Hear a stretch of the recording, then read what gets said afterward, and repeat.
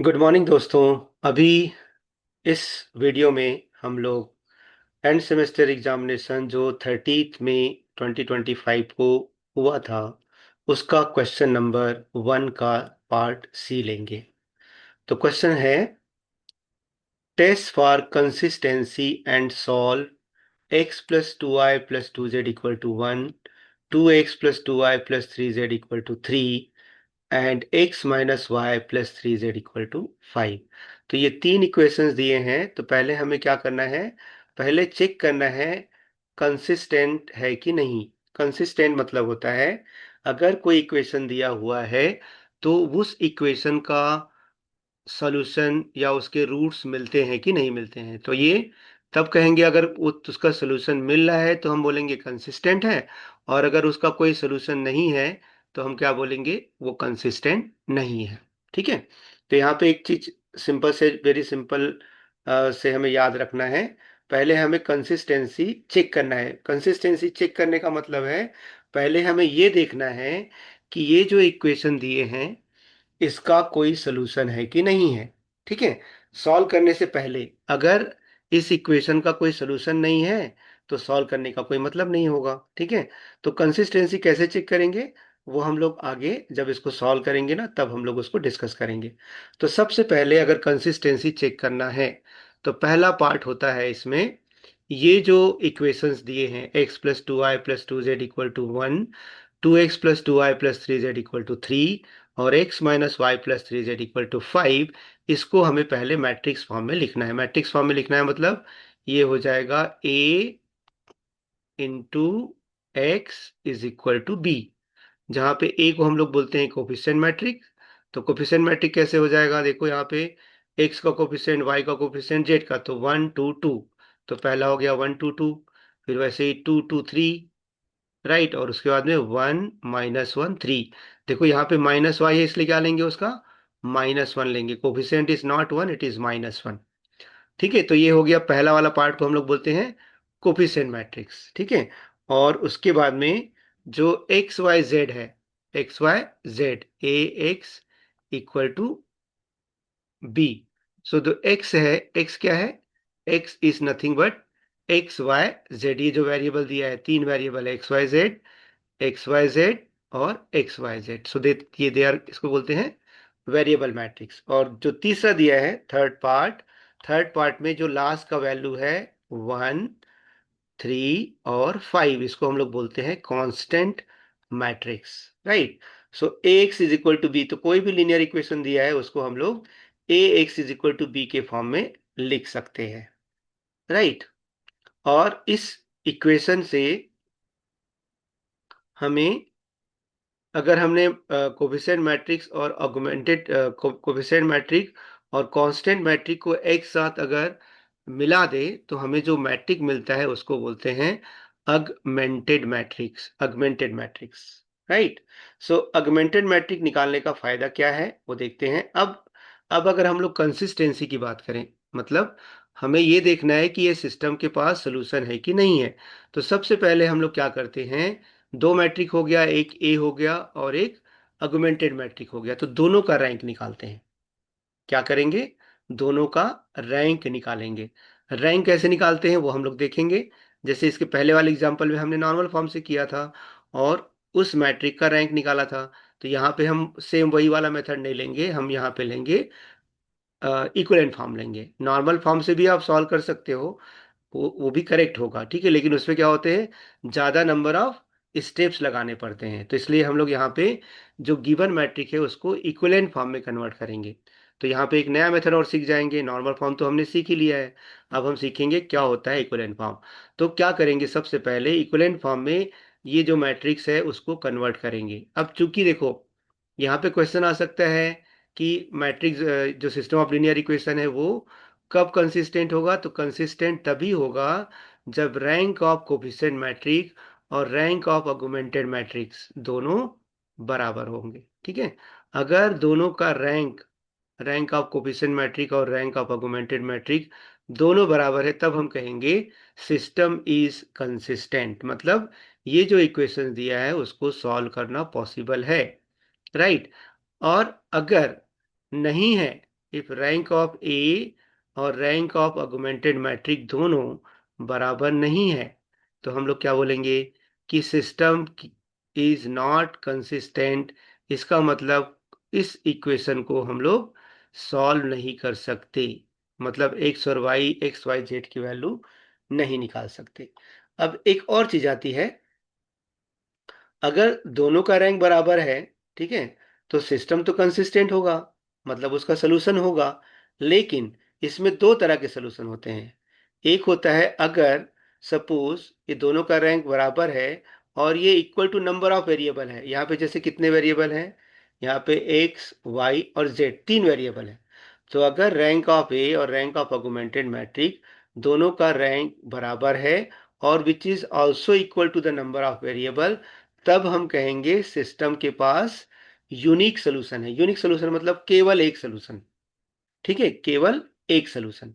दूसरा होता है अगर ये रैंक ऑफ ए और रैंक ऑफ ऑगमेंटेड मैट्रिक बराबर है पर ये less than number of variable है, मतलब जैसे यहाँ पे तीन वेरिएबल होगा तो ये हो सकता है टू आ जाएगा इसका रैंक, या इसका रैंक वन आ जाए। तो इस केस में हम लोग कहेंगे कि इस मैट्रिक के पास, इस सिस्टम ऑफ लीनियर इक्वेशन के पास अनंत सोल्यूशन है, इनफाइनाइटली मेनी सॉल्यूशंस, ठीक है। तो यहाँ पे दोस्तों तीन बातें क्लियर है। पहला, अगर rank of A rank of augmented matrix equal to number of variable है, we get only one solution या यूनिक सोल्यूशन। अगर रैंक ऑफ ए और रैंक ऑफ ऑगमेंटेड मैट्रिक दोनों बराबर है लेकिन नंबर ऑफ वेरिएबल से कम है तो हमें इनफाइनाइटली मेनी सॉल्यूशंस मिलेगा। और जो तीसरा कंडीशन है, if rank of a is not equal to rank of augmented matrix then the system has no solution, ठीक है, तो कोई सोल्यूशन नहीं होगा। अब हम क्लियर करते हैं कि अभी हमें रैंक ऑफ ए भी निकालना है और रैंक ऑफ ऑगमेंटेड मैट्रिक भी निकालना है। तो क्या हम दो दो बार रैंक निकालेंगे? तो इसकी बिल्कुल जरूरत नहीं है। क्यों? क्योंकि ऑगमेंटेड मैट्रिक है, ये देखो ये ऑगमेंटेड मैट्रिक है, तो इसमें ये जो पहला वाला पार्ट है क्या है, ये कोफिशिएंट मैट्रिक्स है। और अगर कोफिशिएंट मैट्रिक और ये दो कांस्टेंट मैट्रिक को मिला दें तो ऑगमेंटेड मैट्रिक है। तो मैट्रिक एक ही है जिसमें कोफिशिएंट मैट्रिक भी इंक्लूड है और ऑगमेंटेड मैट्रिक भी इंक्लूडेड है। तो हम क्या करेंगे, सिर्फ ये ऑगमेंटेड मैट्रिक का रैंक निकालेंगे, automatically we will get the rank of coefficient matrix, right. तो चलो सबसे पहले हम इसको इक्विवेलेंट फॉर्म में कन्वर्ट करेंगे। तो इक्विवेलेंट फॉर्म में कन्वर्ट करने के लिए सबसे पहला क्वेश्चन हम लोग पूछते हैं, is a one one one, पहला जो नंबर है वो वन है क्या? तो यहाँ पे तो वन है, ठीक है। अगर वन नहीं होता तो एक और क्वेश्चन पूछ सकते थे। क्या क्वेश्चन पूछ सकते थे कि ये जो नीचे के दो एलिमेंट है, सपोज मान के चलो ये टू होता फॉर एग्जांपल, ठीक है, ये टू होता, तो दूसरा क्वेश्चन पूछते क्या ये टू के नीचे जो दो और एलिमेंट है वो इस टू का मल्टीपल है क्या? सपोज ये ए वन की जगह सपोज फोर होता तो टू और फोर, यस, अगर ये टू है तो ये जो टू और फोर जो है इसका मल्टीपल है। तो भी हम लोग क्या कर सकते थे, आगे जा सकते थे। तो हमें सिर्फ क्या करना है, इक्विवेलेंट फॉर्म में कन्वर्ट करने के लिए दो क्वेश्चन हमें पूछना है। पहला, is a one one one, अगर वन है तो हम आगे स्टेप के लिए जाएंगे, और अगर वन नहीं है तो अगेन दूसरा क्वेश्चन पूछेंगे, क्या ए वन वन के नीचे जो एलिमेंट है वो ए वन वन का मल्टीपल है क्या? अगर है तो भी हम क्या करेंगे, नेक्स्ट स्टेप में जाएंगे। तो ये पहले स्टेप से दूसरे स्टेप में जाने के लिए हमें दो क्वेश्चन पूछना है। दोनों में से कोई एक का भी जवाब सही आता है तो हम लोग क्या करेंगे, दूसरे स्टेप में जाएंगे, ठीक है। तो यहाँ पे दोस्तों, यहाँ तो ऑलरेडी ये वन है, तो इस वन की सहायता से स्टेप नंबर टू कैसे करेंगे, इस with the help of this one, ये और ये को, इसको हमको क्या करना है, जीरो करना है by applying the row operation. और सबसे इंपॉर्टेंट बात, जब भी हम किसी मैट्रिक को इक्विवेलेंट फॉर्म में कन्वर्ट करते हैं तो उसको उसमें हमेशा हमेशा क्या लगाते हैं, ओनली रो ऑपरेशन लगा सकते हैं, we can not apply column operation, ठीक है। या तो सिर्फ रो ऑपरेशन लगा सकते हैं या सिर्फ कॉलम ऑपरेशन लगा सकते हैं। जिसको कॉलम ऑपरेशन से ज़्यादा प्यार है तो वो कॉलम ऑपरेशन लगा सकते हैं, लेकिन एक ही ऑपरेशन लगाना है। तो हम लोग भैया, हमें तो रो ऑपरेशन ज़्यादा अच्छा लगता है, तो let us apply row operation over here, ठीक है। तो पहले हम क्या करेंगे, इस टू की, इस ये वाला रो आर वन की सहायता से ये 1 की सहायता से इसको जीरो करना है। तो क्या करेंगे, पहला ऑपरेशन R2 - 2R1, और दूसरा ऑपरेशन 1 - 1, तो R3 - R1। तो ये पहला ऑपरेशन हम लोग लगाते हैं। तो पहले क्या होगा, आंसर देखते हैं।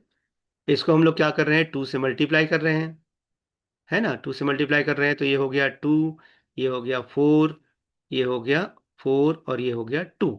तो अभी देखो, 2, 4, 4 और 2। अब चलो इसको सब्ट्रैक्ट करते हैं। सो 2 - 2 कितना हो गया, 0 हो गया, ये 0 आ गया, ठीक है। फिर 2 - 4 कितना हो जाएगा, -2 हो गया, राइट। फिर 3 - 4 कितना हो गया, -1 हो गया। फिर 3 - 2 कितना हो गया, 1 हो गया। तो मुझे लगता है दोस्तों ये पहला स्टेप समझ में आ गया होगा, क्योंकि सेम टू सेम ऑपरेशन हमने क्या किया था, इसके पहले वाले क्वेश्चन में भी सेम टू सेम ऑपरेशन किया था, ठीक है। क्लियर है। अभी दूसरा, R3 - R1 करेंगे तो 1 - 1 कितना हो गया, 0, राइट। -1 - 2 तो -3 हो गया, राइट। फिर 3 - 2, 1, एंड देन 5 - 1 इज 4, राइट। तो अभी पहला स्टेप हमारा क्या था, इसको या तो 1 करना है, या इसके नीचे, तो अभी यहाँ 1 है तो 1 की बात करेंगे। इसको 1 है ये, तो with the help of this 1 इसके नीचे के दोनों एलिमेंट को रो ऑपरेशन लगा के जीरो करना है, ठीक है।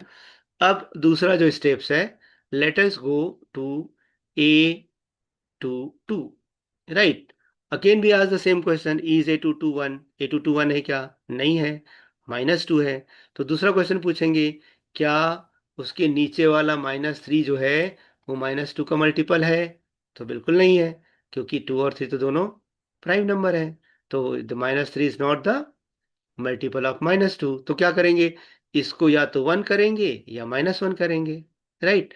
तो अभी देखो इसमें क्या किया दोस्तों, या तो हम लोग इसको चाहते तो एक और स्टेप यहाँ लगा सकते थे, R2 - R1 कर देते यहाँ पे।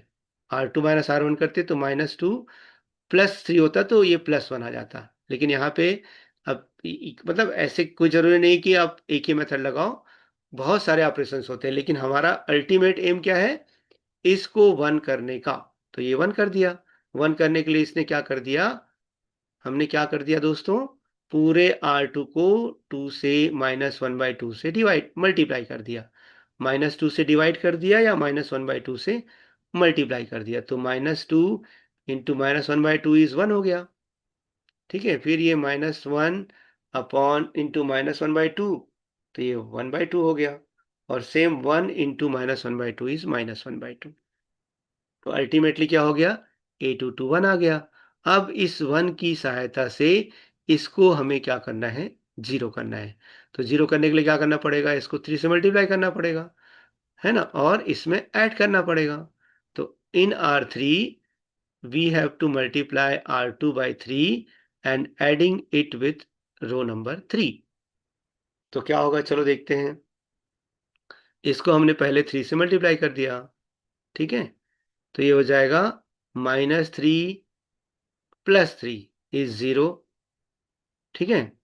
देन 3/2, 3/2 +1, 3/2 +1 कितना होगा, 3/2 +1/1, तो इसका एलसीएम आ जाएगा 2, ठीक है।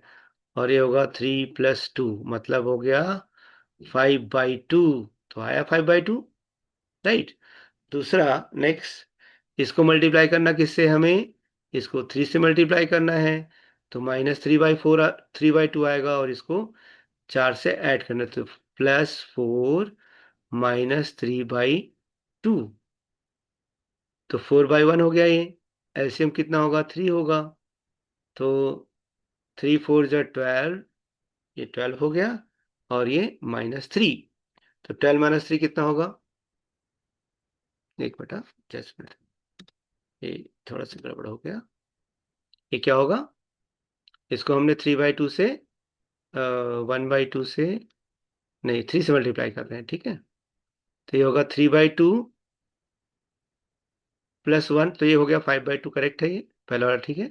दूसरा वाला करते हैं, -3/2 -3/2 +4, ठीक है। ये 4/1 हो जाएगा, तो ये होगा एलसीएम 2 आ जाएगा, -3 और प्लस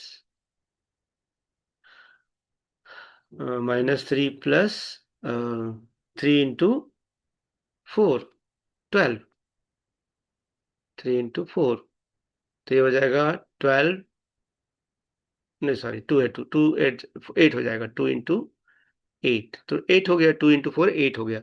तो -3 + 8 कितना हो जाएगा?